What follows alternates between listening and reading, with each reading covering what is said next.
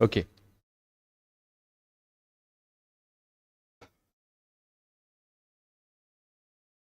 Good morning, good morning, good morning.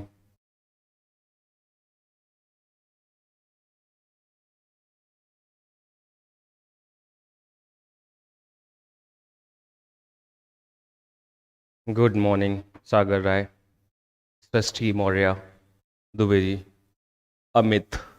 Very very good morning, good morning, good morning. Shubham Pandey, camellia.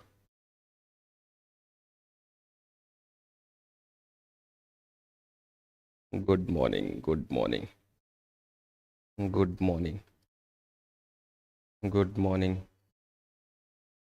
जय जगन्नाथ। चलो भाई,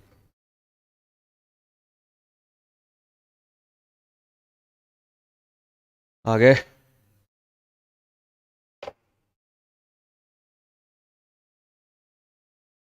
good morning, good morning. चलो भाई, आते रहेंगे लोग। धीरे धीरे से स्टार्ट करते हैं। Good morning Avdhesh Kumar, Purnima, Shilpa, Nandita, Isa, Ankita. Good morning, good morning.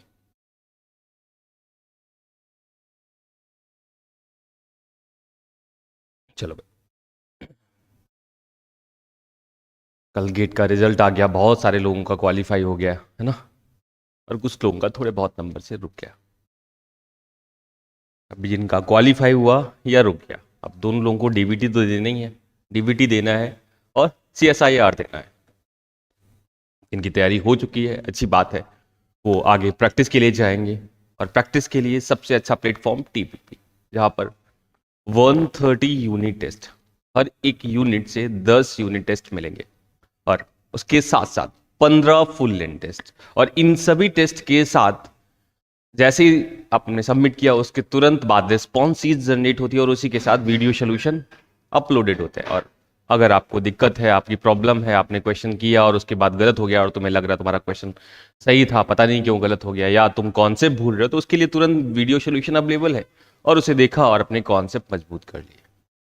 तो जो लोग भी इंटरेस्टेड है, जिनकी तैयारी हो रही है, या जो डीबीटी देने जा रहे हैं, या जो सीएसआईआर देने जा रहे हैं, उनके लिए टीपीपी से अच्छा प्रैक्टिस करने के लिए प्लेटफॉर्म नहीं हो सकता। वहां पर प्रैक्टिस क्वेश्चन भी प्रोवाइड किए जा रहे हैं, जहां पर उनके वीडियो सोल्यूशन और यूनिट वाइज, सब unit wise, topic wise question provided है।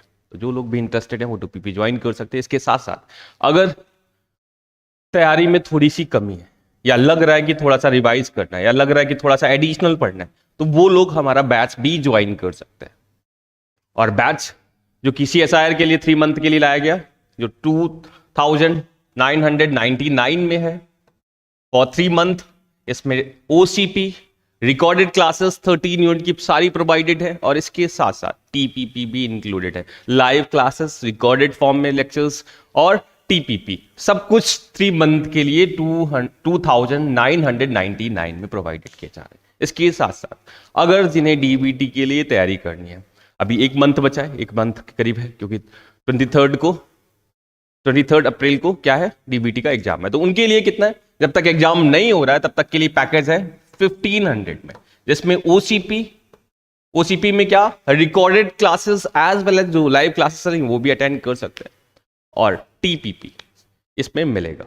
ठीक है, तो जो लोग भी इंटरेस्टेड हैं, चाहे लाइव क्लासेस में, या रिकॉर्डेड लेक्चर्स में, या टीपीपी में, वो इंक्लूड कर सकते हैं और एंजॉय कर सकते हैं, तैयारी को अपने बूस्टअप कर सकते हैं। इसके साथ साथ, क्योंकि आप अगर किसी भी कॉम्पिटिटिव एग्जाम देने जा रहे हैं, तो वहां के पीवाईक्यू करना बहुत मस्ट होता है, क्योंकि उस पेपर की अंडरस्टैंडिंग पीवाईक्यू ही बढ़ाते हैं, और कॉन्सेप्ट भी सिखाते हैं बहुत सारे नए नए।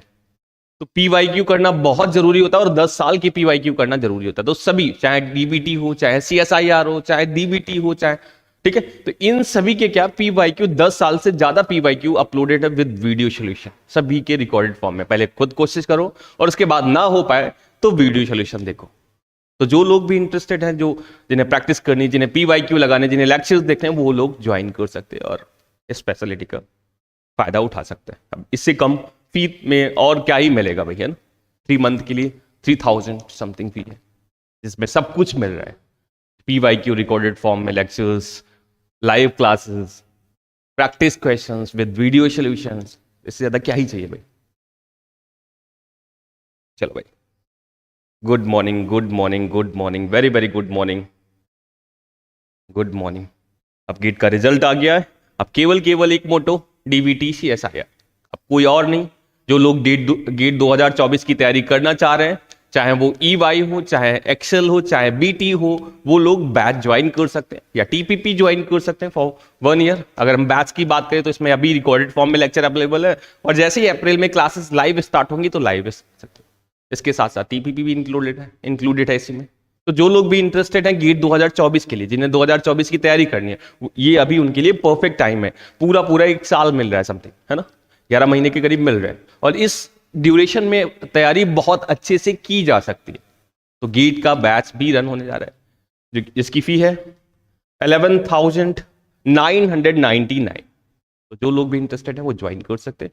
ये फी तब तक अप्लीकेबल जब तक कि गेट का एग्जाम नहीं हो जाता। जिस भी डेट को मतलब 2024 फैब में एग्जाम होगा तब तक के लिए सब्सक्रिप्शन अवेलेबल रहेगा। आगे बात करें, आगे सभी good morning, good morning, good morning. नहीं, वो डिपेंड करता है ना। ये अभी जो मैं बात कर रहा था, जिसमें लेक्चर सीरीज की बात कर रहा था, वो केवल CSR के लिए 3 मंथ के लिए और DVT के लिए 1 मंथ के लिए, क्योंकि जब तक तुम्हारा एग्जाम हो रहा है तब तक वे चाहिए, उसके बाद क्या ही करोगे, आगे की तैयारी आगे देखा जाएगा। भाई नीरू जी, एक क्राइटेरिया होता है ना, क्वालिफाई और नॉन क्वालिफाई। एटलीस्ट तुम वो क्वालिफाई कर चुकी हो तो उसी से खुश रहो, है ना भाई। बहुत सारे लोग इसी में दुखी हैं क्योंकि उनका क्वालिफाई ही नहीं हुआ, या क्वालिफाइंग मार्क्स के आसपास भी नहीं जा पाए। जिनका क्वालिफाई हो गया एटलीस्ट वो तो दुखी ना हो, है ना भाई। जिनका नहीं हुआ चलो अगली बार देख लेंगे, CSIR आ रहा है, DVT आ रहा है, और सारे एग्जाम आ रहे हैं, लेकिन जिनका हो गया वो तो खुशी मनाए ना भाई। आगे देखा जाएगा क्या होना है, लेकिन क्वालिफाई होना मस्त था, क्योंकि भाई अब तुम बोल सकते हो मैं गेट क्वालिफाई हूं। तुमसे कोई रैंक नहीं पूछने जा रहे चलते फिरते। वो इंटरव्यू की बात अलग है, वो अलग जगह की बात अलग है, अगर ज्वाइन करना चाह रहे हो उसके लिए बात अलग है, लेकिन कम से कम क्वालिफाई तो हो गए ना भाई। इतना इनफ नहीं है खुशी के लिए? हाँ वही नेक्स्ट टाइम इंप्रूव करना। अभी तो खुशी की बात है ना भाई कि जल्दी जल्दी में क्वालिफाई हो गए, इससे ज्यादा क्या चाहिए भाई जिंदगी में। हाँ ऐसे ही रैंक ना बने फिर भी अगर JRF क्वालिफाई हो जाता तो खुश नहीं होते क्या? रैंक अगली बार बना लेना, वही रैंक अगली बार इंप्रूव कर लेना। आपकी बार जो कॉन्फिडेंस मिला है ना, वो रैंक अगली बार जरूर इंप्रूव कराएगा, ठीक है ना। तो अभी कॉन्फिडेंस मिलना जरूरी था। चलो भाई आगे बात करते हैं। आज हम लोग B सेल्स के कुछ की पॉइंट्स के बारे में बात करेंगे। भाई B सेल्स हो, T सेल्स हो, इनके बारे में पढ़ना इम्यूनोलॉजी में बहुत जरूरी होता है। चाहे जिस भी एग्जाम में देने जा रहे हो, अगर इम्यूनोलॉजी नाम लिखा है तो तुम्हें बिना सोचे समझे B सेल्स और T सेल्स, इनका डेवलपमेंट, इनके मार्कर सिस्टम और इनका एक्टिवेशन कैसे काम करते हैं, ये 3-4 चीजें पता होनी चाहिए अगर इम्यूनोलॉजी सही से पढ़नी है।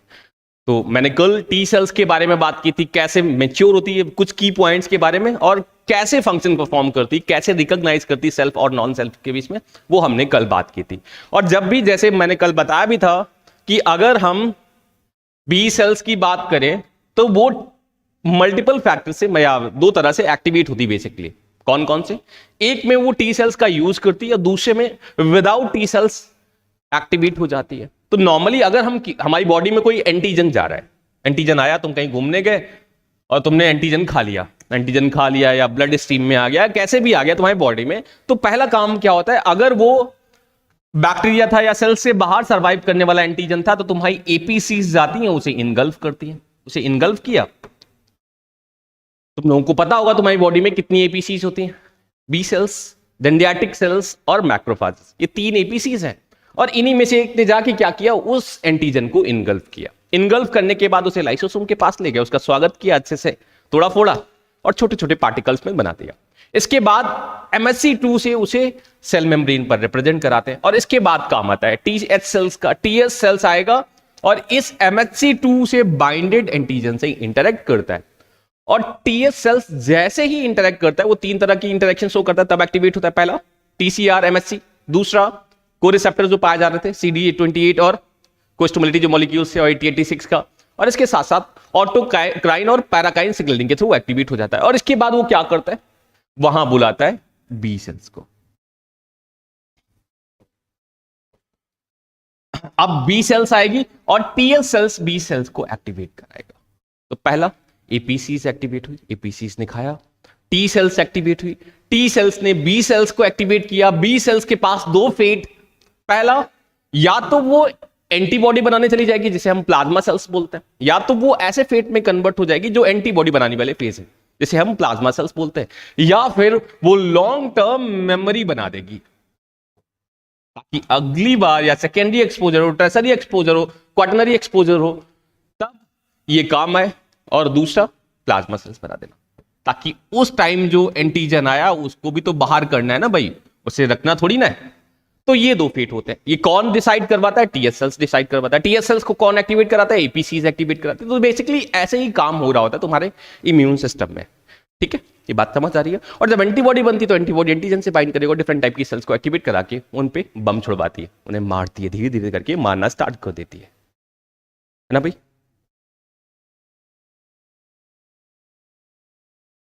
कोई नहीं, याद हो जाएगी, डोंट वरी। बधाई हो राजेश, क्वालिफाई हो गए ना?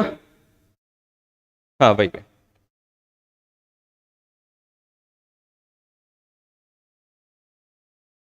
चल भाई आगे बात करते हैं।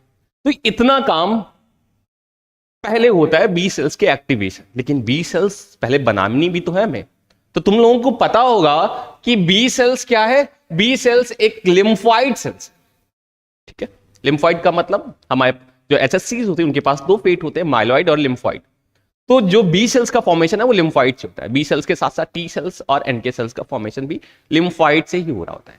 इसके बाद अगर हम टी सेल्स की बात करते थे, क्योंकि टी सेल्स का नाम टी सेल्स क्यों था, क्योंकि वो थाइमस में मैच्योर हो रही थी तो वहां से टी आया था। वैसे ही बी सेल्स फॉर्म भी बोन मैरो में होती है और मैच्योर भी बोन मैरो में होती है। ये बात समझ आ रही है? T cells form bone marrow में होती है, मैच्योर कहां होती? थाइमस में। लेकिन बी सेल्स फॉर्म भी बोन मैरो में होगी और मैच्योर भी बोन मैरो में होगी। डन? ये बात समझ आ रही होगी, बिल्कुल क्लियरली आ रहा होगा कि बी सेल्स की अगर बात कर रहे हैं तो बी सेल्स लिम्फोइड लिनेजेस से है और ये फॉर्म भी बोन मैरो में होती है और मैच्योर भी बोन मैरो में होती है। डन?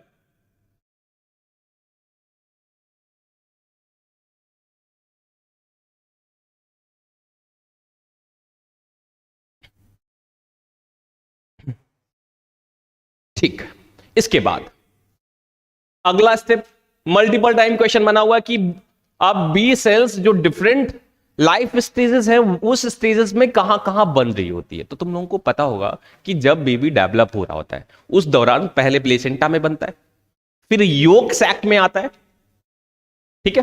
पहला काम जब इनिशिएट होता है, जब गैस्टेशन इनिशिएट होता है, देन उस टाइम पे ब्लड का फॉर्मेशन प्लेसेंटा में हो रहा होता है।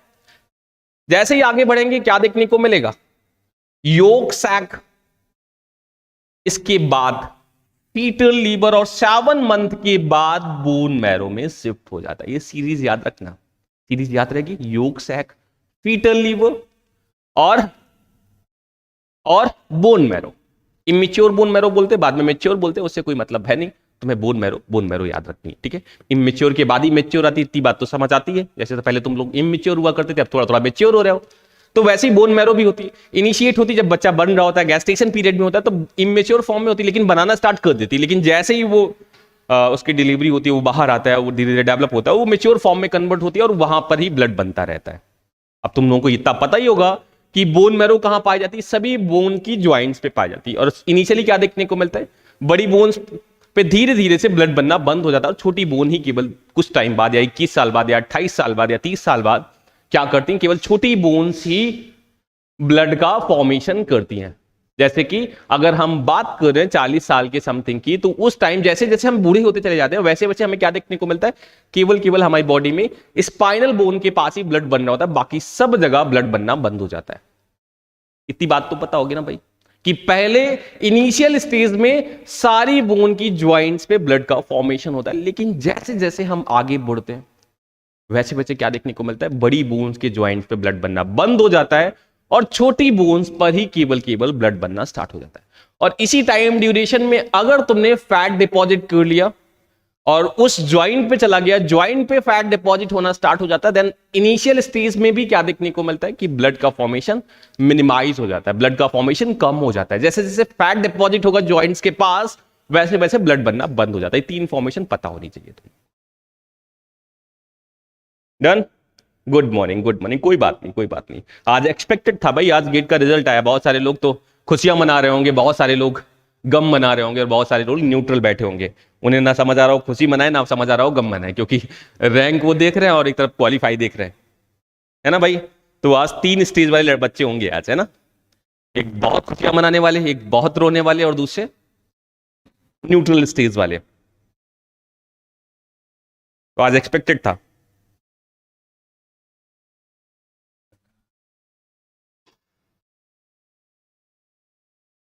भाई वैसे मैं भी कई बार ऐसा हुआ कि अनक्वालिफाई हुआ, लेकिन मेरे साथ एक हमेशा अच्छी बात रही। अच्छी बात क्या पता नहीं, अच्छी बात है बुरी बात है, जैसे ही मैं अनक्वालिफाई होता था उसी दिन से मैं पढ़ना स्टार्ट कर देता था। फिर लगता था कि अब की बार मुझे क्वालिफाई ही करना। उसी दिन से जैसे ही जैसे रिजल्ट आया उसके एक घंटे बाद मैं पढ़ना बैठ जाता था और उसके बाद कंटिन्यूअसली पढ़ना स्टार्ट कर देता था।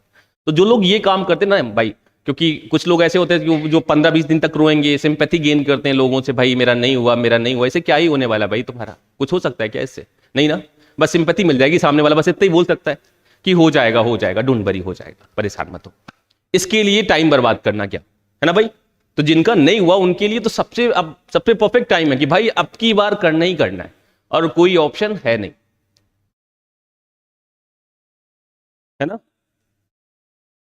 हाँ, नहीं 20 या 23 के बाद फीमर में ब्लड बनना बंद हो जाता है। ठीक है भाई राजेश, मैंने बोला लास्ट स्टेज तक केवल तुम्हारे स्पाइनल में ब्लड बन रहा होता है। तभी तुमने सुना होगा जब थोड़े से एज्ड हो जाते हैं लोग तो उनकी स्पाइनल टेस्टिंग होती है। क्यों? क्योंकि देखते हैं भाई ब्लड बन रहा है कि नहीं बन रहा है। जब जिनके अंदर ब्लड की कमी होने लगती है उनकी बात कर रहा हूं मैं।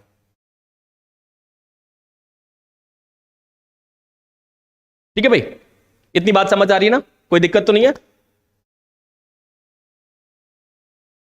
ठीक है, चलो भाई आगे बढ़ते हैं। कुछ प्रॉपर्टीज हैं जिन्हें तुम्हें हमेशा रट के रखना है। रटना पड़ेगा ही नहीं, आज समझ लो, कभी भूलोगे नहीं, है ना भाई। क्यों रटना, ऐसा क्या है जो रटना पड़े? तो पहली बात मैंने बोला कि बी सेल्स प्रोफेशनल एपीसीज की तरह फंक्शन करते हैं। ये प्रोफेशनल एपीसीज की तरह वर्क करते हैं। तुम लोगों को पता होगा एपीसीज और प्रोफेशनल एपीसीज में बेसिक डिफरेंस क्या होता है। एक डिफरेंस याद रखना हमेशा कि प्रोफेशनल एपीसीज MHC2 को एक्सप्रेस कराते हैं, बट एपीसीज जो नॉर्मल एपीसीज हैं उनके पास केवल MHC1 होता है। ठीक है, तो जो बी सेल्स है वो प्रोफेशनल एपीसीज की तरह फंक्शन करते हैं और वो MHC2 को एक्सप्रेस कराते हैं। तो दोनों भाई बात एक ही जैसी है कि वो प्रोफेशनल एपीसीज है, तो मतलब तुम समझ गए उनके पास MHC2 होगा, या मैं बोल दूं उसके पास MHC2 है तो तुम समझ जाओ वो प्रोफेशनल एपीसीज है। डन।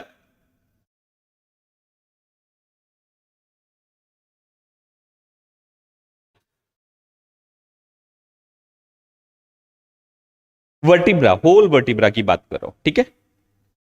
शुभम, वर्टिब्रा में। Good morning, good morning, very very good morning भाई।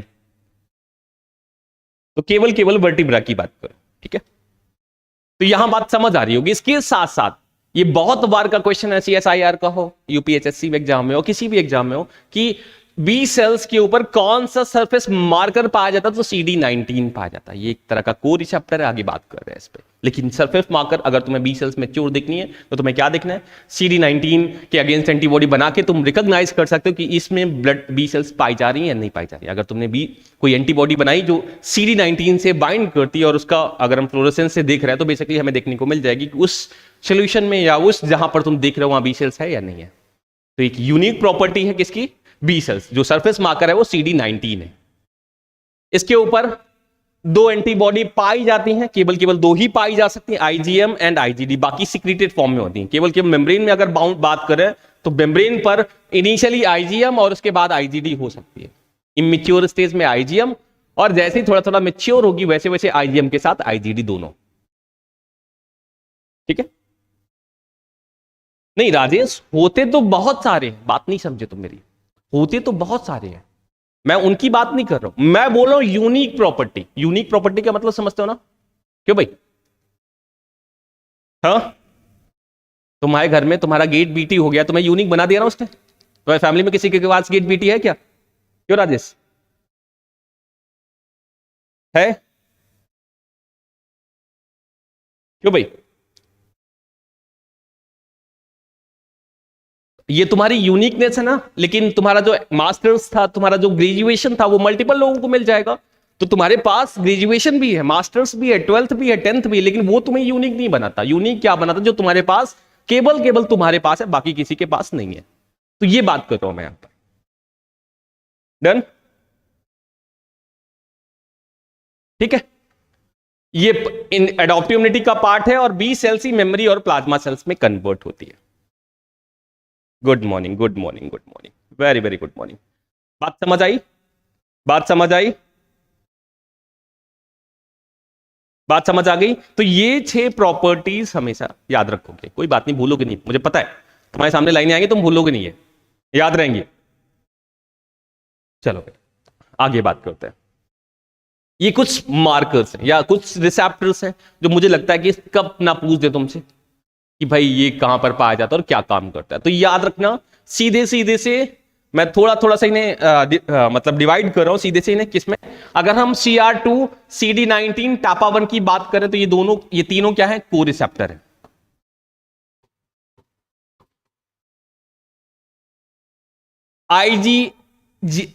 MIG मतलब membrane bound immunoglobulin, IG alpha और IG बीटा बीटा, इन्हीं को CD79A और CD79B बोलते हैं। और ये क्या है? ये BCR है। याद रखना, जो लिगेंड से बाइंड करता है या जो एंटीजन से बाइंड करता है वो मेम्ब्रेन बाउंड इम्यूनोग्लोबुलिन होते हैं और अल्फा बीटा सिग्नलिंग कैस्केजेस को एक्टिवेट करवाते हैं। तो BCR के पार्ट मेम्ब्रेन बाउंड इम्यूनोग्लोबुलिन और इसके साथ साथ alpha beta, IG alpha beta, ये दोनों सिग्नलिंग कैस्केजेस एक्टिवेट कराते हैं। इसके साथ साथ इसमें इन्नेट रिसेप्टर TLR4 भी पाया जाता है जो LPS या ग्राम नेगेटिव बैक्टीरिया को रिकॉग्नाइज करता है। इसके साथ साथ CD40 और B7, ये क्या है? ये दोनों को स्टिमुलेटरी मॉलिक्यूल है जो स्टिमुलेट कराते हैं, याद है ना? जैसे 28 और 86 है ना भाई? तो ये क्या है? को स्टिमुलेटरी मॉलिक्यूल, नाम से ही क्लियर हो रहा होगा कि स्टिमुलेट कराते हैं। और IKM1 क्या है? IKM1 एक अधेशन मॉलिक्यूल है जो बी सेल्स को अदर बी सेल्स के साथ या अदर सेल्स के साथ जोड़ने का काम करता है। ये गम है, गम फेविकोल जो जोड़ डालता है, जोड़ता है लोगों को। यहां बी सेल जोड़ रहा है, हाँ अध्ययन कर रहा था। और इसके साथ MHC1 MHC2 दोनों पाए जाते हैं। ये काम पता ही होगा भाई, एंटीजन को प्रेजेंट कराना। और CD22 ये एक इनविट्री मॉलिक्यूल है और ये ऐसे काम करता है, याद है तुम लोगों को? एक डोमेन पाया जाता है SHP1, कहीं नाम सुना है इसका? मैं इस पे आगे बात कर रहा हूं, लेकिन अभी थोड़ा सा हिंट दे देता हूं। SHP1 डोमेन का नाम सुना है कहीं? सुना है? नहीं सुना? बोलो बोलो, नाम सुना है कहीं? SHP1 डोमेन का नाम सुना है? नहीं सुना? आर्टिक के पाथवे सुना है? नहीं सुना, नहीं सुना। सिग्नलिंग भी नहीं पढ़ी भाई, बड़ी गलत बात। इम्यूनोलॉजी नहीं पढ़ते, कोई बात नहीं था। हाँ, जैक स्टैट में जाता है और ये टायरोसिन से फॉस्फेट को हटाता है, याद है ना? टायरोसिन मॉइटी से फॉस्फेट ग्रुप को रिमूव कराने का काम करता है, यही काम करता है ना ये। हाँ, very good very good very good. अभी थोड़ा सा दिमाग पे जोर डालो और याद करो, मैं आगे इस पे बात करता हूं, क्योंकि आज मैं समझा के जाऊंगा कि CD22 कैसे काम करता है। ये पता होना चाहिए। मुझे लगता है कि अब की बार तुम्हें क्वेश्चन पूछेगा, इसके साथ साथ B10 का भी फंक्शन पूछ सकता है, क्योंकि जैसे जैसे वो अपडेट कर रहा है वैसे वैसे चीजें तुम्हें भी अपडेट करनी है। डन? इतनी बात क्लियर है? बाकी अभी थोड़ा सा जोर डालो। इसी टाइप का एक डोमेन और पाया जाता है, जैक स्टैट में ही पाया जाता है, एक SHP1 और एक कौन सा है वो तुम याद करके बताओ, तब तक मैं आगे बढ़ रहा हूं। ठीक है? दिमाग पे थोड़ा सा जोर डालो। वेरी गुड वेरी गुड, जिन्होंने बोला बहुत अच्छी बात है, बहुत अच्छी बात है। और जोर डालो, तब तक मैं आगे बात करता हूं। इतनी बात समझ आ गई कि इन रिसेप्टर्स के बारे में ज्यादा इंफॉर्मेशन नहीं, लेकिन हाँ सीधा सीधा सा क्या याद होना चाहिए कि बीसीआर में केवल मेम्ब्रेन बाउंड इम्यूनोग्लोबुलिन नहीं होते, इसके साथ साथ आईजी अल्फा और आईजी बीटा भी होते हैं, और इस सिग्नलिंग कैस्केजेस को एक्टिवेट कराते हैं, और सिग्नलिंग कैस्केजेस एक्टिवेट होती है तभी बी सेल्स पूरी तरह से एक्टिवेट होती है ना भाई। Good good, very good. देखो होशियार हो गए सभी, सॉक से याद आ गया आपकी बात। SSP1 डोमेन नहीं याद आया? तुम लोगों को यह भी पता होगा, अगर इतना याद आ गया तो तुम लोगों को यह भी पता होगा कि शॉर्ट टर्म और लॉन्ग टर्म कौन कैस्केजेस को इनएक्टिवेट करता है। शॉर्ट टर्म और एक लॉन्ग टर्म इन्विशन होता है, तो इनमें से कौन सा शॉर्ट टर्म और कौन सा लॉन्ग टर्म इन्विशन है, ये याद करो तब तक। अब यहां से सीधे सीधे से क्या बोल रहा हूं कि यहां से दो चीजें याद रखनी भाई। बहुत फ्रीक्वेंट मार्कर पूछे जा रहे हैं, तो मैं ज्यादा तुम्हारा टाइम वेस्ट नहीं कराऊंगा। सीधे सीधे से मैं तुम्हें इतना बताना चाह रहा हूं कि HSCs जो होती हैं उनके लिए सिग्नल्स की जरूरत होती है बी सेल्स कन्वर्जन की। तो अगर कोई HSCs है और वो भाई बी सेल्स बनना चाह रही, वो ऐसे HSCs बी सेल नहीं बनना चाहती, जरूरत बी सेल्स बनाती है, क्योंकि अगर ब्लड में बी सेल्स की कमी हो गई तो उसे सिग्नल्स आएंगे और वो बी सेल्स में कन्वर्ट हो जाएगी। कोई भी अगर HSCs है वो बी सेल्स में जा रही कन्वर्ट होने, तो उसके लिए उसे मल्टीपल स्टेप से होके गुजरना पड़ता है, क्योंकि भाई हमारी बॉडी ना बहुत रेगुलेटेड है, कुछ भी रैंडम नहीं होता। कुछ स्पेसिफिक छोड़ दे तो ये पूरा प्रोसेस बहुत रेगुलेटेड है। सम टाइम रैंडम भी हो जाता है, छोटे छोटे पॉइंट्स हो जाते हैं, जैसे कल टी सेल्स में बात कर रहे थे कि CD4 और एक उन्होंने दिया था कि भाई रैंडम हो जाता है, वो छोटी छोटी बातें। लेकिन यहां पर बाकी सब कुछ हाईली रेगुलेटेड होता है। कुछ ऐसा नहीं है कि भाई रैंडम चल रहा है, कहीं कुछ भी जा रहा है, ऐसा नहीं होता। ठीक है, तो जब भी HSCs बी सेल्स में कन्वर्ट होती है, इसके लिए मल्टीपल सिग्नल की जरूरत होती है, स्टेप बाय स्टेप मैनर में। कोई ऐसा नहीं कि पहले तुम ये दे दो बाद में ये दे दो, ऐसा नहीं चलेगा। जैसा जैसा चाहिए होता है वैसा वैसा सीरीज में तुम्हें लिगेंड प्रोवाइड करने पड़ते हैं, और ये लिगेंड प्रोवाइड करते टाइम डिफरेंट टाइप के इनके ऊपर सिग्नल्स आते हैं कि भाई ये दिखाते हैं कि हम अब इस स्टेज में पहुंच चुके हैं और अब हमें इस टाइप के लिगेंड की जरूरत है। बात समझ आ रही है? बात समझ आ रही है? जैसे तुम लोग खाना खाने बैठते हो ना, तो पहले खाना मांगते हो, फिर मिठाई मांगते हो, फिर पानी मांगते हो, डिफरेंट चीजें एक एक स्टेप में मांगते हो ना। ऐसा थोड़ी ना होता है कि सब कुछ एक साथ के दो रख दो आके हम खा लेंगे आधे घंटे में, 1 घंटे में, जैसा भी कर पाएंगे। तो स्टेप बाय स्टेप मैनर में चलते हो ना, तो वैसे ही बी सेल्स भी एक स्टेप बाय स्टेप मैनर में फॉर्म होती है। इनिशियली याद रखना, जब भी कोई प्लूरिपोटेंट सेल्स होती है, प्लूरिपोटेंट मतलब समझते हो ना, they can form all type of blood cells. तो वो HSCs जब भी मल्टीपोटेंसी को अचीव करती है, उस जब प्लूरिपोटेंट था उसके ऊपर कौन सा सिग्नल पाया जाता था? C-KIT एंड इसका, ये याद रखना, इसके अलावा कुछ भी याद नहीं रखना है। जब भी HSCs नॉर्मल HSCs है उसके ऊपर C-KIT और इसका 1 पाया जाता है। क्या पाया जाता है? हाँ, इसका 1 एंड C-KIT पाया जाता है। Very good. जैसे ये मल्टीपोटेंट में जाता है CD34 आ जाता है, और इससे क्वेश्चन बन चुका है कि अगर हमें प्लूरिपोटेंसी से टूटीपोटेंसी देखना है तो, सॉरी, प्लूरिपोटेंसी से मल्टीपोटेंसी देखना है तो हमें किसके अगेंस्ट एंटीबॉडी बनानी पड़ेगी? किसके अगेंस्ट बनाओगे भाई? C-KIT अल्फा के, C-KIT और इसका 1 के अगेंस्ट, या किसके अगेंस्ट बनाओगे? अगर तुम्हें देखना है कि वो मल्टीपोटेंट हो चुकी है तो तुम्हें किसके अगेंस्ट एंटीबॉडी बनानी पड़ेगी? किसके अगेंस्ट एंटीबॉडी बना के उसमें डालोगे? अगर वहां एक्टिविटी आएगी तो मान लोगे? तो भाई सीधी सी बात है, जो नया आया है वो कौन सा है? CD34। ये यूनिकनेस है इसकी। नहीं भाई, CD34, बात समझते नहीं हो। C-KIT तो पहले भी था, तो कैसे जान पाओगे कि भाई ये स्टेज है या ये स्टेज है? तो इस स्टेज के लिए यूनिक क्या था? CD34। तो तुम CD34 के अगेंस्ट अगर एंटीबॉडी बनाते हो तो तुम्हें पता चल जाएगा कि वो प्लूरिपोटेंट से मल्टीपोटेंट की तरफ मूव कर चुका है। Done? Good morning Ayush Tripathi. तो अगर तुम्हें मल्टीपोटेंसी देखनी है तो CD34 के अगेंस्ट, मतलब मार्कर का बेसिकली यही यूज होता है कि हम डिफरेंट स्टेजेस में रिकॉग्नाइज कर पाते कि भाई कौन से स्टेजेस में बी सेल्स अभी है और आगे कहां जाने वाली है।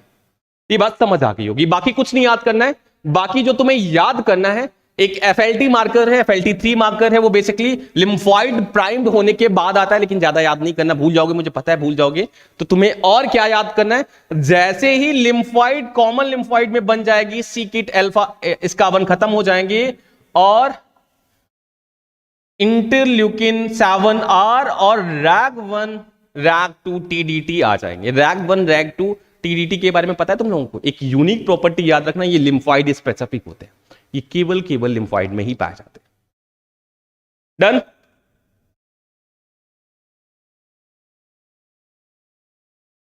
एंटीबॉडी डाल के केमेलिया एंटीबॉडी डालता है। एंटीबॉडी अगर इस मार्कर के अगेंस्ट तुमने एंटीबॉडी बना के डाल दी और वो एंटीबॉडी जाके बाइंड कर रही है, फ्लोरेसेंस दे रही है, मतलब बात सीधी है ना कि भाई है वो मार्कर। एंटीबॉडी की अगर बाइंडिंग हो रही है दैट मींस वो मार्कर होगा।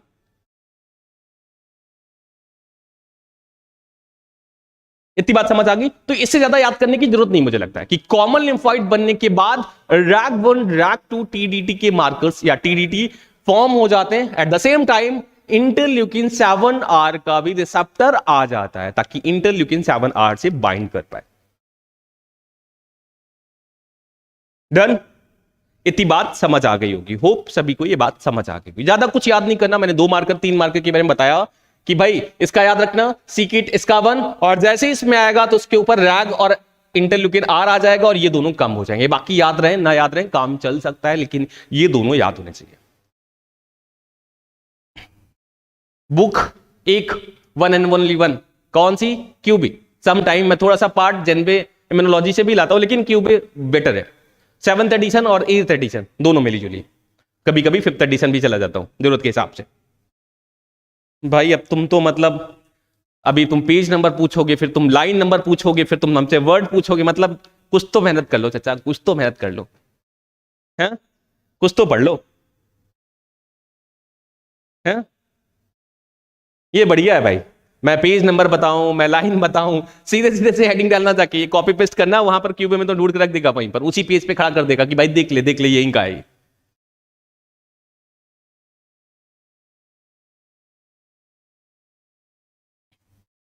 चलो भाई, अब तुमने क्या बना ली? प्री प्रो बी सेल बना ली थी ना भाई, बन गई थी ना प्री प्रो बी सेल्स। पहले स्टेप में प्री प्रो बी सेल्स का फॉर्मेशन हो गया था ना, इसके बाद बनती है प्रो बी सेल्स। ये स्टेप याद होनी चाहिए, थोड़ा थोड़ा सा याद होना चाहिए क्योंकि 2022 का क्वेश्चन है ये। इसके बाद बनता है प्री बी सेल्स और इसके बाद बनती है इमेच्योर बी सेल्स। और बाद में तो मैच्योरिटी आ ही जाएगी भाई, बच्चा हो जाता है धीरे धीरे, मैच्योर हो ही जाता है ना। तो अभी इसे बच्चा समझो तुम, बी सेल्स अगर फॉर्म हो गई है तो मैच्योरिटी तो अचीव कर ही लेगी अगर सब कुछ सही है।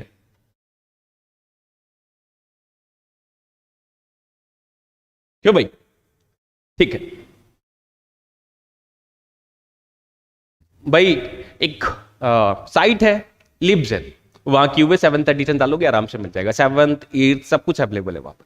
तो नहीं है तो डाउनलोड कर लो, क्योंकि पुराने से पढ़ने का कोई मतलब नहीं, पेपर नए से बनता है। थोड़ा बहुत पुराना जहां जरूरत होती है, जहां से कॉन्सेप्ट इन्हें छोड़ देते हैं, क्योंकि कुछ कुछ बुक क्या करती हैं कि नए कॉन्सेप्ट उठाने के चक्कर में पुराने वाले छोड़ देती, तो हमें पुराना भी पढ़ाना नया भी पढ़ाना, क्योंकि CSIR दोनों से बना के पेपर दे देता है, तो तब हम पुराने एडिशन में जाते हैं, अदरवाइज हम पूरा पूरा नए एडिशन से लेके आते हैं।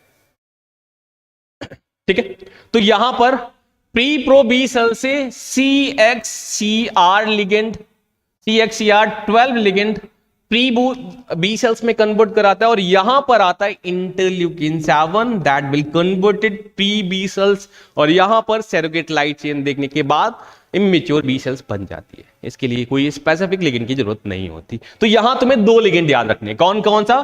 प्री प्रो से प्रो कन्वर्ट के लिए CXCR12 और प्रो से प्री कन्वर्जन के लिए इंटरल्यूकिन 7 आर रिस्पॉन्सिबल।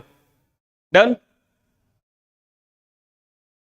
हाँ, मैं बात कर रहा हूं विदिशा, श्रद्धा, थोड़ा सा जल्दबाजी नहीं है ना, मैं VDJ रिकॉम्बिनेशन के बारे में बात कर रहा हूं, एक एक स्टेप के बारे में बात करने दो।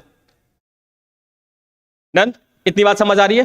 तो पहला प्री प्रो बी सेल्स से pro B cells that will converted in the presence of CXCL12, जो स्ट्रोमल सेल्स रिलीज कराती बोन मैरो में। स्ट्रोमल सेल्स के पास होता है क्या? CL है, R लिख रहा हूं मैं, ये R का मतलब रिसेप्टर होता है, CXCL12। मैं कंफ्यूज तो नहीं हो रहा? क्यों भाई? हाँ L ही है, मैं R का मतलब रिसेप्टर होता है, ये गलती से हो गया। CXCL 12, ठीक है। और स्ट्रोमल सेल से इंटरल्यूकिन 7 प्रोवाइड करती, जो इंटरल्यूकिन 7 रिसेप्टर से बाइंड करता है, जाके 7 रिसेप्टर से बाइंड करता है और प्रो बी सेल से प्री बी सेल से बनाता है। इतनी बात समझ आती है? इतनी बात समझ आती है? इतनी बात समझ आती है? बिल्कुल बिल्कुल दिमाग में जा रही है। तो ये स्टेप होते हैं एक प्री प्रो बी सेल से इमैच्योर बी सेल्स, और इस टाइम तक रैग और टीडीटी दोनों आ चुके होते हैं। याद है अभी अभी बात कर रहे थे। और इनका बेसिक फंक्शन क्या? वीडीजे रिकॉम्बिनेशन को परफॉर्म करना, वीडीजे करवाना। तो वीडीजे रिकॉम्बिनेशन इस स्टेप के बीच में हो रहा होता है। कहां से? प्री प्रो बी सेल से लेके प्री बी सेल्स तक, और लाइट चेन का इमेच्योर तक हो जाता है, कंप्लीट हो जाता है। मतलब लाइट और हैवी दोनों का देख रहे हैं तो इतनी 4 स्टेप के बीच में ही वीडीजे रिकॉम्बिनेशन और वीजे रिकॉम्बिनेशन हो जाता है। VDJ in the case of heavy chain और VJ in the case of light chain, दोनों इतने स्टेप में ही कंप्लीट हो जाता है। इतनी बात समझ आ गई होगी। बात एक एक स्टेप में समझोगे, भूलोगे नहीं कभी भी। तो यहां तक की बात क्लियर हो गई क्या कि भाई अगर तुम्हारे पास प्री प्रो बी सेल्स है, उन्हें क्या प्रोवाइड कर दो? CXCR-CL12, तो वो प्रो बी सेल्स में कन्वर्ट हो जाएगा। और अगर उन्हें इंटरल्यूकिन 7 प्रोवाइड कर दोगे तो वो प्री में कन्वर्ट हो जाएंगे, उसके बाद इमेच्योर बनेंगे और उसके बाद मैच्योर बन जाएंगे। यहां तक की बात डन है। इसके बाद थोड़ा सा अगर चाहो तो 1-2 स्टेप मैं और नोट करा दूं, 1-2 स्टेप, 1-2 मार्कर और, बस 1-2, ज्यादा नहीं। इतना नोट कर लिया तो 1-2 मार्कर और नोट कर लो। क्या कि जैसे ही प्री प्रो बी सेल्स आ जाती हैं वैसे ही एक मार्कर आता है B220, या इसी को क्या बोलते हैं? CD45R। ये 2022 का पेपर का क्वेश्चन है। ये लगातार प्री प्रो से लेके इमेच्योर या मैच्योर तक मार्कर रहता है। और CD19 प्रो बी सेल्स के पास आता है, याद रखना। बस इतना याद रख लो, बहुत हो जाएगा। मेरे पे ही एहसान करके इतना याद रख लेना। रख लोगे? रख लोगे? बोलो बोलो, याद रख लोगे ना? वेरी गुड, इतना ही याद रखना है। बाकी मार्कर नहीं याद कर पाऊंगा मैं, तुम बिल्कुल नहीं याद कराऊंगा। तुम लोग गुस्सा हो गए कि बहुत सारे मार्कर याद करवाए दे रहे हैं, है ना? तो मैं वो काम नहीं करूंगा। बस इतने ही मार्कर याद रख लो। गुड गुड, ये याद कर लिया ना भाई, कभी ना कभी मुझे याद रखोगे, याद करोगे कि याद करवा दिए थे, आज भला हो गया इस मार्कर के चक्कर में। तो अभी हम क्या बात कर रहे थे कि भाई प्री प्रो बी सेल से प्रो बी सेल्स कन्वर्जन में डी और जे को हम जोड़ते हैं। वीडीजे जानते हो ना? वीडीजे। जो प्री प्रो बी सेल से प्रो बी सेल्स कन्वर्जन है उसमें केवल डी और जे जोड़ते हैं। प्रो बी सेल से प्री बी सेल्स में वी और जोड़ देते तो वीडीजे बन जाता है। बस इतना और याद कर सकते हो इसी स्टेप के साथ। एक तरफ मार्कर याद रख लिया, एक तरफ तुमने लिगेंड याद रख लिया, और दूसरी तरफ तुमने इवेंट याद रख लिए कि क्या क्या हो रहा था इसी से। तो पहले में प्री प्रो से लेके प्रो में डीजे हो रहा था, डीजे बन रहा था, पता ही होगा डीजे। और इसके बाद प्रो बी सेल से प्री बी सेल्स में बीडीजे हो जाता है। भाई डन? क्यों भाई? डन? इतनी बात क्लियर हो चुकी होगी। गुड, इतनी बात क्लियर हो चुकी होगी। हो चुकी ना भाई? कि पहला डीजे जोड़ना, दूसरा वीडीजे जोड़ देना, और उसके बाद इमेच्योर बना लेना। सरोगेट लाइट चेन जोड़ के उसकी एक्टिविटी परफॉर्म या उसकी परफॉर्मेंस देख लेना, उसके बाद लाइट चेन का रीअरेंजमेंट करवा लेना। इन the case of light chain कहां होती है? प्री बी सेल्स में फॉर्म होती है, तो वहां पर प्री बी सेल्स में वीजे का रिकॉम्बिनेशन होता है इन the case of light chain. और हैवी चेन 2 स्टेप में होती है। पहले प्री प्रो से डीजे बनता है प्रो में, और प्रो से प्री के बीच में क्या बनता है? वीडीजे बन जाता है।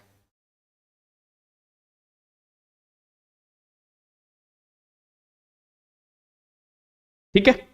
3 टाइम क्या भाई, यही मेरा काम है, 10 बार भी पढ़ाऊंगा। दिक्कत हो रही है क्या श्रद्धा? हाँ, surrogate light chain pre B cells के स्टेज में ही बनती है, और उसके बाद उसकी परफॉर्मेंस हैवी चेन्स की देखने के बाद प्री बी सेल्स स्टेज में ही क्या हो जाता है? लाइट चेन फॉर्म हो जाती है। ठीक है?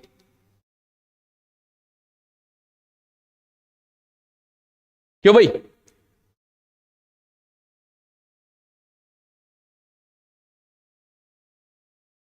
हाँ वही तो, जब मल्टीपल टाइम चीजें हम पढ़ते हैं तो एक बार रट जाती है, फिर भूलते नहीं हैं हम। चलो भाई, ये बात क्लियर है, यहां तक की बात क्लियर है। तो स्टेजेस में बात क्लियर हो रही थी, how to perform VDJ. VDJ के बारे में मैंने ले रखा है, लेकिन कब परफॉर्म होता है मैंने ये बता दिया, कौन सा लिगेंड जरूरी होता है मैंने ये बता दिया। अभी इतने से ज्यादा जरूरी नहीं है, ठीक है? डन, वेरी गुड, होशियार हो गए तुम लोग तो यार। अब जैसे हम कल टी सेल्स की एजुकेशन करवा रहे थे ना, आज हम बी सेल को भी एजुकेट कर देंगे, ठीक? आज हम बी सेल्स को भी एजुकेट कर देंगे। कैसे एजुकेट करेंगे भाई? वैसे बी सेल्स एजुकेशन नहीं बोलते इसे, लेकिन मैं बोले दे रहा हूं ताकि तुम लोग याद रख पाओ। बेसिकली अगर तुम्हारी बी सेल्स बन रही है, बी सेल्स के ऊपर बीसीआर पाए जा रहे होंगे, डिफरेंट डिफरेंट टाइप के बीसीआर पाए जा रहे होंगे, या एक टाइप का बीसीआर पाया जा रहा होगा, और जो वेट क्या कर रहा होगा, एंटीजन से बाइंडिंग को। मान लिया कि तुम्हारी बॉडी ना के स्टैंड की है, मान लिया कि तुम्हारी बॉडी में जो स्टैंड पाया जा रहा है वो के टाइप के पाया जा रहा है। के का मतलब समझते हो ना? तुम्हारी बॉडी में हमने मान लिया कि जो जीनोम है वो के टाइप का है, डन। और तुम्हारे जो बीसीआर हैं वो एंटी के बन जाते हैं। एंटी के का मतलब समझ लो ना, जो बीसीआर है वो के से जाके बाइंड करेंगे। अब इस केस में जब भी अगर तुम्हारा जीनोम के टाइप का था, तुम्हारा बीसीआर एंटी के बन जाता है, तो उस बी सेल्स की पास दो फेट होते हैं। दो फेट का मतलब उसे बोला जाता है भाई सुधर जाओ, नहीं तो हम तुम्हें खत्म कर देंगे। दो स्टेप, बात समझ आई ना? कि अगर तुम्हारे जीनोम के अगेंस्ट, तुम्हारी प्रोटीन के अगेंस्ट बीसीआर बन रहा है, तो उस केस में बी सेल्स को एक ऑप्शन दिया जाता है, क्या? कि भाई सुधर जाओ। सुधर जाने का मतलब तुम अपने रिसेप्टर में मॉडिफिकेशन करो ताकि तुम इस के से बाइंड ना करो। अगर तुम ये नहीं कर पाए, देन हम क्या करेंगे? अपोप्टोसिस।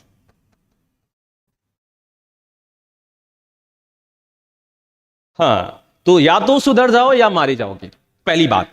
लेकिन अगर तुम्हारा जीनोम के टाइप का था और तुम्हारी जो सेल्स बन रही है वो डी टाइप की बन रही है, तब तो उसका स्वागत किया जाएगा। भाई आओ आओ, सर्कुलेट करो, आराम से एंटीजन का वेट करो, आ जाएगा कोई डी टाइप का या कोई डिफरेंट टाइप का, ठीक है?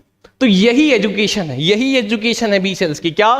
कि भाई अगर तुम्हारी जो जीनोम के बने प्रोटीन है और तुम्हारा बीसीआर है, दोनों आपस में इंटरेक्ट नहीं करेंगे, उस केस में बी सेल मैच्योर करवाई जाएगी और उसे सर्कुलेट करवाई जाएगी। लेकिन अगर बीसीआर तुम्हारी बोन मैरो में जाके तुम्हारी सेल्फ प्रोटीन से बाइंड कर जाएंगे, उस कंडीशन में उनके पास दो ऑप्शन, या तो वो मरे या वो अपने आप को चेंज करें।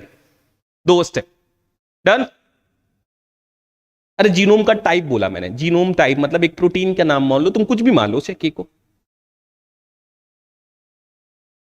ठीक है? के टाइप का जीनोम, गुड। तो सीधी सीधी सी बात, क्या यहां से एक कंक्लूजन निकलता है, क्या? कि अगर बीसीआर तुम्हारी सेल्फ प्रोटीन के अगेंस्ट बनेंगे तो उन्हें एक ऑप्शन दिया जाएगा, सुधर जाओ, अदरवाइज अपोप्टोसिस। अगर अपोजिट बनना है, तुम्हारी सेल से इंटरेक्ट नहीं करें, तो वह प्रोटीन से इंटरेक्ट नहीं करें, देन सर्कुलेट करेंगे और अपने एंटीजन का वेट करेंगे और अपने आगे आने वाले कामों को परफॉर्म करेंगे।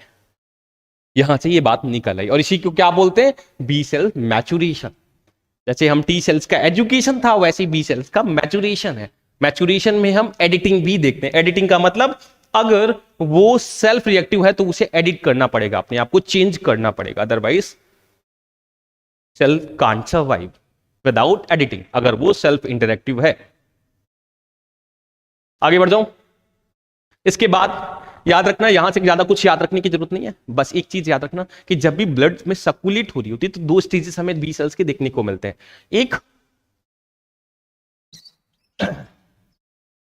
एक स्टेज होता है T1 स्टेजेस, ये इमेच्योर स्टेजेस है, और दूसरा होता है T2 स्टेजेस।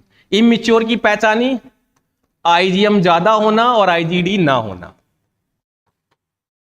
Lowest maximum. लेकिन इसके जस्ट अपोजिट, अगर आईजीएम कम हो जाए बराबर बराबर हो जाए, कुल मिला के उस सेल्स के ऊपर आईजीडी की कॉन्सेंट्रेशन बढ़ जाए, ये सीधा सीधा सा सिम्टम्स होता है कि T1 में हो या T2 में हो। T1 मतलब आईजीएम होना, आईजीडी ना होना, और T2 का मतलब IgM और IgD at the same time दोनों होना। ठीक है, तो दो स्टेजेस, एक ही बी सेल्स पहले T1 में होती, उसके बाद T2 में कन्वर्ट होती। क्यों? क्योंकि वो IgM के बाद अपने ऊपर IgD को लेके आती बाय द अल्टरनेटिव स्प्लाइसिंग। पता होगा, पता है ना? नहीं पता नोट कर लो, डीबीटी का क्वेश्चन।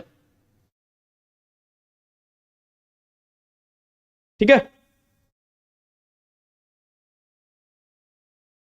डीबीटी का question. Very good, very good. तो सीधी सी बात क्या, यहां तुम्हें दो ही बातें याद रखनी है। T1 T2 का conversion on the follicular cells. Follicular cells कहां, सॉरी फॉलिकल्स में, सेकेंडरी लिम्फॉइड ऑर्गन के फॉलिकल्स में और स्टेजेस में कन्वर्ट होता है। इससे ज्यादा तुम्हें याद करने की जरूरत नहीं है T1 और T2 के बारे में। और T1 और T2 के बारे में एक चीज और याद रखना, क्या कि T1 stages have high IgM membrane bound and lowest IgD, and the T2 stages have both IgD and IgM at the same time, और इसमें IgD की कंसंट्रेशन बढ़ जाती है। एक बात और, एक बार का क्वेश्चन मैं तुम लोगों से पूछना चाह रहा हूं कि भाई अगर हम म्यूटेशन करा दें, अल्टरनेटिव स्प्लाइसिंग में म्यूटेशन करवा दें, उस केस में हमें क्या देखने को मिलेगा? अगर हम अल्टरनेटिव स्प्लाइसिंग की मशीनरी में म्यूटेशन करवा दें जो कि ये काम परफॉर्म करता है, उस केस में क्या होगा? बोलो बोलो बोलो, उस केस में क्या होगा?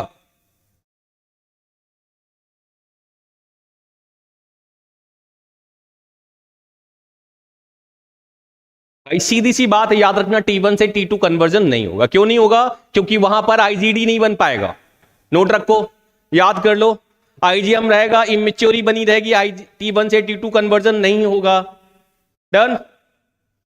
बाकी एक और मार्कर है स्पेसिफिक कि टी सेल्स T1 में CD4, CD24 और CD93 पाया जाता है, और वही अगर हम इसमें आते हैं कि इसमें T2 में आते हैं तो ये हट जाता है और क्या आ जाता है? 21 और 23 आ जाता है। ये याद ना रहे तब भी चलेगा, IgM और IgD जरूर याद होने चाहिए। IgM और IgD जरूर याद होने चाहिए।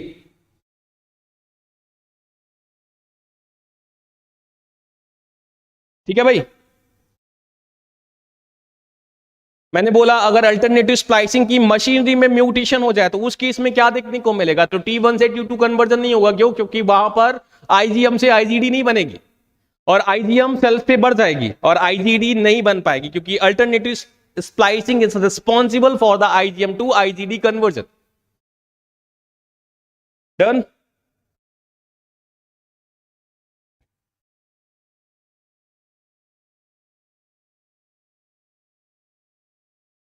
Very good, very good. चलो भाई आगे बात करें, आगे बात करें। एक और, BAF जानते हो? क्यों भाई, तुम लोग तो BF ही जानते होगे, है ना? बेस्ट फ्रेंड फॉर एवर वाला BFF जानते होगे ना? सुना या नहीं सुना? बोलो बोलो, सुना या नहीं सुना? सुना है, हाँ। नहीं नहीं, मैं वो वाला BF नहीं बात कर रहा हूं, मैं बेस्ट फ्रेंड फॉर एवर वाले की बात कर रहा हूं। मैं गंदी गंदी बातें नहीं करता सुबह सुबह, ठीक है भाई? सुना है मैं से? हाँ हाँ। देखो कैमलिया तो मतलब हिस्ट्री भी बता डालेंगी सारी, है ना? कौन रिलीज कराता है? हाँ, बी सेल सर्वाइवल फैक्टर कौन? फॉलिकुलर डेंड्राइटिक सेल्स रिलीज कराते हैं, और वो बी सेल्स को सर्वाइव करने का सिग्नल देता है, और वो बोलता है कि क्या करना है? एंटी एपोप्टोटिक प्रोटीन की सिंथेसिस करो ताकि एपोप्टोसिस को अभी रोक पाओ। तो सीधी सी बात है क्या कि T2 स्टेज में ही क्या आता है? उसका रिसेप्टर आता है। कौन सा? BAFFR, और ये किससे बाइंड करता है? BAFF से, और ये क्या करता है? उसे सर्वाइबिलिटी सिग्नल देता है। बात क्लियर है? और BAFF प्रोवाइड कौन करता है? Follicular dendritic sales. Follicular dendritic sales और भी सिग्नल प्रोवाइड करते हैं, लेकिन हम उसके बारे में आगे बात करते हैं। Done, good. चलो भाई, इसके साथ साथ as B cell differentiated from the transitional T2 stage to full maturity, they rise their level of IgD still further while reducing the expression of IgM. They also sees the expression of CD24 and CD93. नहीं याद रहता कोई बात नहीं, बिल्कुल ना याद करो, इतनी जरूरत नहीं है, बस एक बार पढ़ लेना मन से, ठीक है? एक बार देख लेना, मैंने रख दिया है, एक बार देख जरूर लेना, वो जरूर याद होना चाहिए। यहां तक की बात क्लियर है भाई? बोलते चलना, कहीं भी दिक्कत हो रही है बोलते चलना।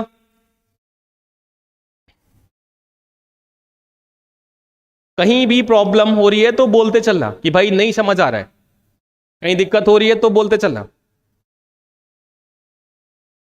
इसके साथ साथ हम दो तरह की बी सेल्स या 3 तरह की बी सेल्स देखते हैं। हमें बेसिकली 2 तरह की बी सेल्स याद रखनी, कौन सी? B1B और B2B। इनके बारे में ज्यादा ना याद करके तुम सीधी सी एक बात याद कर सकते हो कि जो मैक्सिमम तुम्हारे जो सेकेंडरी लिम्फॉइड ऑर्गन सेल्स में पाए जाते हैं, सेकेंडरी लिम्फॉइड ऑर्गन में पाए जाते हैं, वो B2B होती हैं, और जो 2 से 3% फॉलिकल्स या सेकेंडरी लिम्फॉइड ऑर्गन के फॉलिकल्स में जो होती हैं वो B1B होती हैं। और बेसिकली इनका काम एपीसीज की तरह होता है, एंटीजन प्रेजेंटेटिंग सेल्स की तरह होता है। और ये पूरी मैच्योर क्या होती हैं, जो एंटीबॉडी का फॉर्मेशन करती है, वो कौन सी होती है? B2B होती है। ये बेसिकली क्या काम करती है? इसके ऊपर केवल एक तरह का एंटीबॉडी हो सकता है, वो IgM। इसके ऊपर IgM और IgD दोनों हो सकते हैं, क्लास स्विचिंग भी परफॉर्म कर सकता है। कुल मिला के B1B क्या है? एक वेरी लिटिल डाइवर्स है। और ये क्या काम करता है? ये बेसिकली एपीसीज की तरह फंक्शन परफॉर्म करता है, ठीक है? इसका फॉर्मेशन सेल्फ रिन्यूअल से होता है, लेकिन B2B का कहां से फॉर्मेशन होता है? बोन मैरो में होता है। इतनी बात याद कर सकते हो। B1B B2B। B1B का नंबर कम, काम भी कम। काम कैसे कम? क्योंकि वो एज अ इननीट की तरह या इननीट और एडॉप्टिव की ब्रिज की तरह काम करता है, वो एपीसीज की तरह काम करता है। वहीं B2B क्या काम करता है? B2B जो प्लाज्मा सेल्स, मेमोरी सेल्स, जो डिफरेंट टाइप के एडॉप्टिव इम्यूनिटी का काम है, वो B2B करता है। इसके बाद जो B21 है उसके ऊपर केवल IgM हो सकता है, लेकिन B2B के ऊपर IgM और IgD दोनों होते हैं। इतना याद कर सकते हो? याद हो जाएगा। टाइप ऑफ बी सेल्स हैं, जैसे हम बात करते हैं ना, B cells can be APCs also, तो उसी के बारे में बात कर रहा हूं कि एपीसीज कौन सी होती है। सारी एपीसीज थोड़ी ना होती हैं, ठीक है? इसके साथ साथ देखो होशियार लोग कि मिलिया, देखो होशियारी, ये इसका यूनिक मार्कर है CD5। किसका? B1B का। ये यूनिक मार्कर है B1B का। कौन सा? CD5। याद रहेगा? क्या मिलिया होशियार हो गई? हाँ, क्यों? इतनी जल्दी तो मैंने भी नोटिस नहीं कराया था, जितनी जल्दी तुमने कर लिया। क्यों इतनी आगे भागोगी?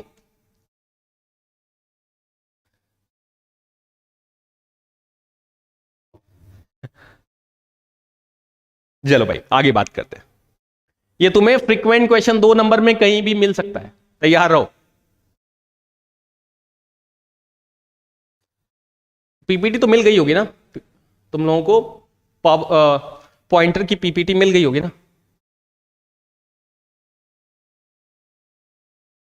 मैं पीपीटी फिर से डलवाऊंगा, क्योंकि शायद अनु मैम से दिक्कत हुई है, उन्होंने पूरे पॉइंट्स नहीं रखे। मैं पीपीटी मैं अभी फिर से दिलवाऊंगा, डोंट वरी, क्योंकि मैंने देखा उसमें पॉइंट्स कम थे, ठीक है? और थोड़ी सी गलतियां भी हुई पॉइंट्स रखने में, तो मैं पीपीटी फिर से ग्रुप में डलवाऊंगा। ओके, तो चल, क्योंकि तुम लोगों को लग रहा होगा यहां पॉइंट कुछ और है, वहां ठीक है, वो गलती हुई है, कम पॉइंट्स कम गए हैं, केवल 17 पॉइंट्स गए, और उसमें भी कुछ मिस्टेक्स हुई हैं। क्या हुआ है कि वो पॉइंट्स रिपीटेड हुए हैं, 17 में भी रिपीटेड किए गए। टी सेल्स का एक्टिवेशन 2 तरह का, सीधे सीधे से नोट करना है, टी सेल्स 2 तरह से एक्टिवेट हो सकती है। एक टी सेल्स डिपेंडेंट, दूसरी टी सेल्स इंडिपेंडेंट। कौन कौन सा? टी सेल्स डिपेंडेंट और टी सेल्स इंडिपेंडेंट।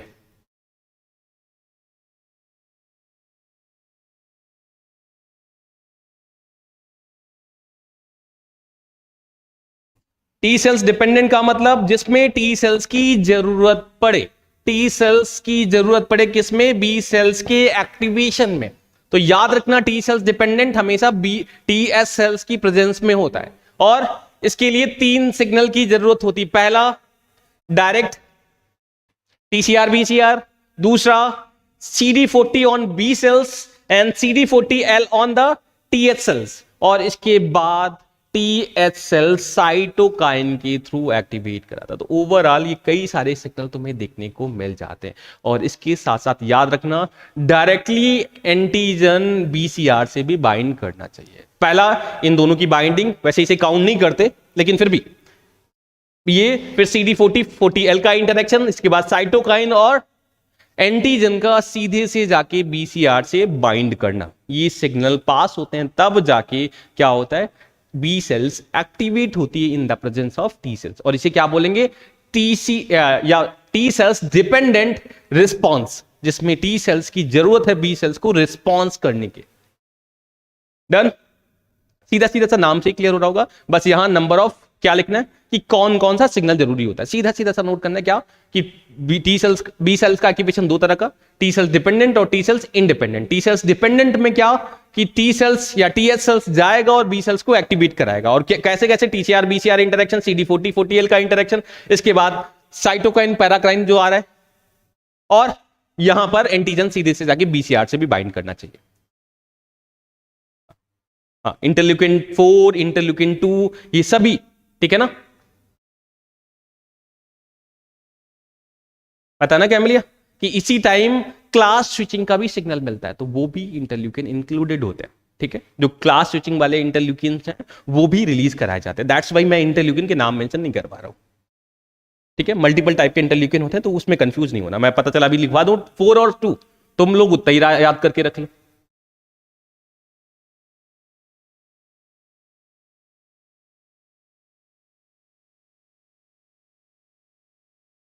माता जी, एक नाम होता है पता है तुम्हें, प्लियोट्रोपिस, नाम सुना है कभी? क्यों श्रद्धा चतुर्वेदी, नाम सुना है? प्लियोट्रोपिज्म इफेक्ट नाम सुना है, नहीं सुना? नहीं सुना ना? हाँ, सुना होता तो ऐसा नहीं बोलती तुम।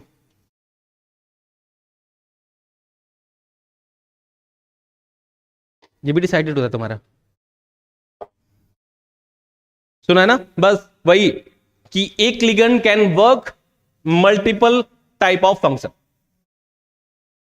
इसके बाद टी सेल्स इंडिपेंडेंट, इसमें हमें क्या देखने को मिलेगा, पहला टी सेल्स इंडिपेंडेंट पाथवे जिसमें सीधे सीधे से TCR और इम्यूनोग्लोबुलिन रिसेप्टर रिस्पॉन्सिबल होते हैं। 2 सिग्नल की जरूरत होती है, जैसे अभी वहां टी सेल्स डिपेंडेंट में 3 सिग्नल की जरूरत थी, यहां 2 सिग्नल की जरूरत होगी। पहला TLR के थ्रू, दूसरा मेम्ब्रेन बाउंड इम्यूनोग्लोबुलिन के थ्रू। 2 इंटरेक्शन जाएंगे, टी सेल्स एक्टिवेट हो जाएंगे। तीसरा और लास्ट जो बी सेल्स रिस्पॉन्स है टी सेल्स इंडिपेंडेंट में, इसमें कॉम्प्लीमेंट रिसेप्टर की जरूरत होती है और एंटीजन को रिस्पॉन्स, सॉरी बी सेल्स के एक्टिवेशन के लिए। और इस केस में हमें याद रखना 15 से 20 रिस्पॉन्स चाहिए होंगे एक टाइम पे, क्योंकि यहां पर केवल एक सिग्नल जा रहा है। दैट्स वाई यहां मल्टीपल टाइप के, मतलब मल्टीपल, एक टाइम पे ही मल्टीपल सिग्नल जाने चाहिए। मल्टीपल का समझ रहे हो ना, कि एक ये बाइंड कर गया, दूसरा और बाइंड कर गया, तीसरा और बाइंड कर गया, चौथा और बाइंड कर गया, तो कम से कम यहां 15 तक बाइंड करेंगे तभी ये एक्टिवेट होगा। हाँ, LPS लिपोपॉलीसैकेराइड बाइंड विद TLR4, और उसके साथ साथ membrane bound immunoglobulin bind with the directly antigen. और ये किसके लिए, बेसिकली ग्राम नेगेटिव बैक्टीरिया के लिए, क्योंकि LPS या lipopolysaccharide is a characteristic feature of gram negative bacteria. नहीं, गुस्सा नहीं होता श्रद्धा, वो थोड़ा सा वॉइस तेज हो जाती है, उसका मतलब गुस्सा नहीं होता। ठीक है ना, परेशान मत हो भाई, मैं गुस्सा उस्सा नहीं करता। अभी नहीं सीखोगे, अभी नहीं पूछोगे तो कब सीखोगे, कब पूछोगे, है ना?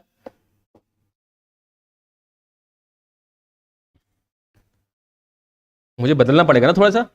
कभी कभी लगता है कि मैं बेफालतू में गुस्सा कर रहा हूं ना, लेकिन गुस्सा कर नहीं रहा होता हूं, वो लैंग्वेज थोड़ा सा बदल जाते थे। चलो आगे बात करते हैं। तो जब भी बी सेल्स एक्टिवेट हो रही होती है तो उसके पास टी सेल्स गई, टी सेल्स ने एक्टिवेट कराया, और अगर टी सेल्स के एक्टिवेट कराने के बाद उसकी एफिनिटी लो थी फॉर एंटीजन, इस केस में हमें क्या देखने को मिलेगा, उसकी एपोप्टोसिस हो जाएगी। अगर वो एबॉर्टिव ऑटो रिएक्टिव होगी बी सेल्स, तब भी उसकी एपोप्टोसिस हो जाएगी। लेकिन अगर वो इंप्रूव करती, सही से काम करती है, तो उसके पास मल्टीपल फेट, पहला प्लाज्मा सेल्स बनाए जाके, क्लास स्विचिंग के through B cells memory cells बनाए जाके, या IgM IgG, कुल मिला के वो अपना काम करेगी। तो पहली बात, अगर बी सेल्स नॉर्मल है, टी सेल्स गई तो वो अपना काम करेगी, मेमोरी बनाएगी, प्लाज्मा सेल्स बनाएगी। लेकिन अगर वो लो एक्टिविटी है, मतलब उसके पास जो बीसीआर है वो एंटीजन से बाइंड ही नहीं कर रहा है टी सेल्स के एक्टिवेशन के बाद भी, देन उस केस में उसकी अपोप्टोसिस हो जाएगी। लेकिन वो अगर ऑटो रिएक्टिव है तब भी उसकी अपोप्टोसिस हो जाएगी, क्योंकि auto reactive can causes auto immune disorder. भाई अंकित गेट स्कोर बताओ, नंबर ज्यादा मैटर नहीं करते, गेट स्कोर बताओ अंकित जी, गेट स्कोर बताओ। कोई भी तुमसे नंबर तुम्हारे नहीं पूछेगा, डोंट वरी, तुमसे गेट स्कोर पूछा जाएगा। पता है तुम्हें आईआईटीज का जब फॉर्म भरते हैं तो ना वो रैंक पूछते हैं ना वो नंबर पूछते हैं, बेसिकली वो तुमसे तुम्हारा गेट स्कोर पूछते हैं, उसी के बेसिस पे सिलेक्शन करते हैं। भाई बढ़िया है, गुड गुड, बढ़िया है। 565 अच्छा होता है, बढ़िया है। मैक्सिमम आईआईटीज के लिए तुम अप्लीकेबल हो, मैक्सिमम आईआईटीज 500 550 तक ले लेती, तुम ओबीसी कैटेगरी से होगे ना, अच्छा है तुम्हारा, डोंट वरी। कुछ आईआईएससी अगर जैसे बात करें या कुछ अपर लेवल की आईआईटीज की बात करें तो उन्हें छोड़ दें, तो बाकी आईआईटीज में तुम्हारा हो सकता है। बाकी इंटरव्यू की तैयारी करो, हाँ ठीक है, गुड। अगर ओबीसी में 600 के करीब आता थी गेट स्कोर तो तुम सब जगह के लिए एप्लीकेबल हो जाते, तुम्हारा आईआईएससी भी जा सकते थे, वो डिपेंड करता फिर, ठीक है, अच्छा है। चलो भाई आगे बात करते हैं। याद रखना यहां से केवल दो चीजें समराइज करनी है। क्या समराइज करना है कि बी सेल्स, अगर तुम बी सेल्स को सही से एक्टिवेट कराना चाह रहे हो तो उसके लिए क्या चाहिए होगा, बोन मैरो और thymus at the same time दोनों चाहिए होंगे। सीधे से समराइज कर लो। इस एक्सपेरिमेंट का क्या मतलब है, माउस नॉर्मल था, कुछ नहीं था, कोई एक्टिवेशन नहीं, बोन मैरो दिया तब भी कोई एक्टिवेशन नहीं, थाइमस दिया तब भी कोई एक्टिवेशन नहीं था, लेकिन बोन मैरो थाइमस दोनों एक साथ दे दिया, एक्टिवेशन आ गया। तो सीधे से समराइज क्या कि बी सेल्स के एक्टिवेशन के लिए बोन मैरो और थाइमस दोनों एट द सेम टाइम चाहिए होते। डन। तो बोन मैरो और थाइमस दोनों बी सेल्स को एक्टिवेट करवाते हैं, ठीक है, नोट किया, नोट किया।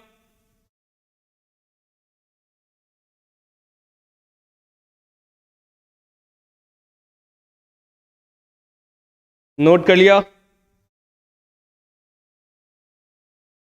Good good good. चलो ठीक है, आगे बात करते हैं।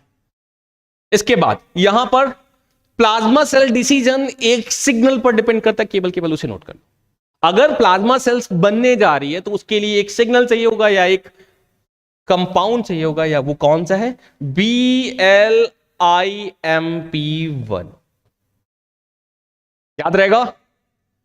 और अगर वो प्लाज्मा सेल्स बनने लायक नहीं है, उसमें एफिनिटी नहीं है उस एंटीजन के लिए, या वो बाइंड नहीं कर पा रहा, उस केस में BCL6 आता है, और BCL6 सोमैटिक हाइपर म्यूटेशन और क्लास स्विचिंग रिकॉम्बिनेशन को एक्टिवेट करवाता है। तो वो बात की बात है। कुल मिला के एक सीधा सा बात क्या कि प्लाज्मा सेल्स फॉर्मेशन के लिए IRF4 and BLIMP1 are responsible. And जब वो प्लाज्मा सेल्स नहीं बन सकती, मतलब जब वो उसके पास एफिनिटी नहीं है for that antigen, that in the case of क्या देखने को मिलेगा, वहां BCL6 आएगा, PAX5 आएगा, और वो क्या कराएंगे, क्लास स्विचिंग रिकॉम्बिनेशन और सोमैटिक हाइपर म्यूटेशन।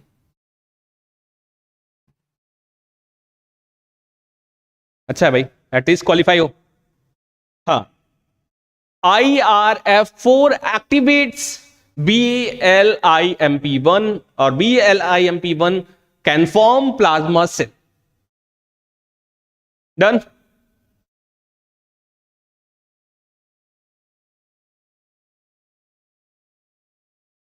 जनरल के लिए 550 600 इज गुड। अगर 700 आ रहा है तो बहुत अच्छी बात है, बहुत अच्छी बात है। 700 के समथिंग आ रहा है तो बहुत ही अच्छी बात है। लेकिन अगर 550 से तुम्हारा ऊपर है तो तुम्हारा अच्छा है, तुम आईआईटीज में एप्लीकेबल हो, थोड़ी बहुत आईआईटी छोड़ के। अगर लेकिन तुम्हारे 650 और 650 के ऊपर आ रहा है, देन तुम सारी आईआईटीज के लिए एप्लीकेबल, लगभग। यहां देखो भाई, यहां से केवल दो चीजें निकला है। यहां समराइज है क्या कि टी सेल्स डिपेंडेंट और टी सेल्स इंडिपेंडेंट में बेसिकली क्या डिफरेंस होता है। तो टी सेल्स डिपेंडेंट में हमें क्या देखने को मिलता है, आइसोटाइप स्विचिंग मतलब क्लास स्विचिंग देखने को मिलता है, एफिनिटी मैचुरेशन देखने को मिलता है, और इम्यूनोलॉजिकल मेमोरी बनती है, लेकिन पॉलीक्लोनल एक्टिवेशन नहीं होता। ये याद रखना, बाकी कुछ भी याद रखने की जरूरत नहीं है, यहां ये सब कुछ देखने को नहीं मिलेगा। तो टी सेल्स डिपेंडेंट में ही क्लास स्विचिंग, एफिनिटी मैचुरेशन और मेमोरी का फॉर्मेशन होता है। याद रहेगा, याद रहेगा। तो ये बेसिक डिफरेंस है टी सेल डिपेंडेंट और T cells independent. T cells dependent के लिए में आइसोटाइप स्विचिंग भी होगी, एफिनिटी मैचुरेशन भी होगा और इम्यूनोलॉजिकल मेमोरी का भी फॉर्मेशन होगा।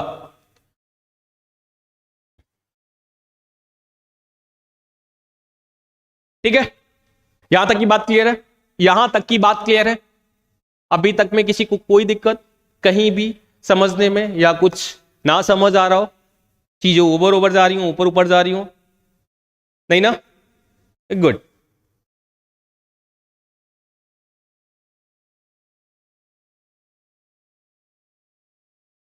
चलो भाई, इसके बाद तुम्हें 2 पॉइंट नोट करने हैं। क्या नोट करना है? अभी अभी मैं सिग्नल्स के बारे में बात कर रहा था, याद होगा मैंने बात की थी SHP1 जो कि फॉस्फेटेजेस है और जैक स्टैट पाथवे में टेम्परेरी इनएक्टिवेशन के लिए रिस्पॉन्सिबल होता है। और ये क्या करता है?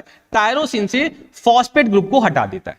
और यही काम यहां पर CD22 करता है। इसके पास 2 डोमेन, एक हाइपर एक्टिवेटेड बी सेल से एंटीजन से या एंटीबॉडी से बाइंड करेगा और दूसरा डोमेन जाके टायरोसिन, इसके पास दूसरा डोमेन होता है SSP1 और ये जाके टायरोसिन से फॉस्फेट हटाएगा और बी सेल्स के एक्टिवेशन को इनबिट करेगा। तो जो सिग्नलिंग कैस्केजेस चल रहे थे बी सेल्स में उन्हें इनबिट कराएगा by removing of tyrosine phosphate. बात क्लियर है? बात क्लियर है? दूसरा FC gamma R second B, ये भी यही काम करता है, लेकिन गामा का मतलब ये बेसिकली आईजीजी के साथ बाइंड करता है। IgG binded with antigen, then in इस केस में ये क्या करेगा? उसे बाइंड करके बी सेल्स को सप्रेस कराएगा। 2 सिग्नल जो कि बी सेल्स को सप्रेस कराते हैं, कौन कौन सा? CD22 and IC gamma R second B, both inhibit immune responses by inhibiting B cell. इसके साथ साथ एक और तरह का इन्वेशन देखने को मिलता है, कौन सा? कि एक नए तरह की अभी तक बी सेल डिस्कवर की गई, कौन सी? B10। ये बेसिकली B10 क्यों बोली जाती है? क्योंकि ये इंटरल्यूकिन 10 का रिलीज कराती है। और इंटरल्यूकिन क्या है? याद होगा कल ही भी बात की थी कि टी रेड सेल्स भी ये रिलीज कराता है और ये क्या करता है? इम्यून सिस्टम को सप्रेस करता है। तो दूसरा इन्वेशन इससे आता है, B10। B cells release interleukin 10 upon antigenic stimulation and ways ever to reduce inflammation during the ongoing immune responses। इतनी बात क्लियर है? इतनी बात क्लियर है ना भाई? इतनी बात में किसी को कोई प्रॉब्लम?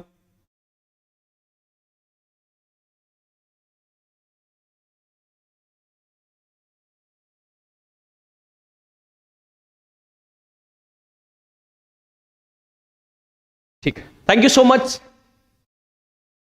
अब कल सर मिलेंगे पॉइंटर के साथ। Thank you so much.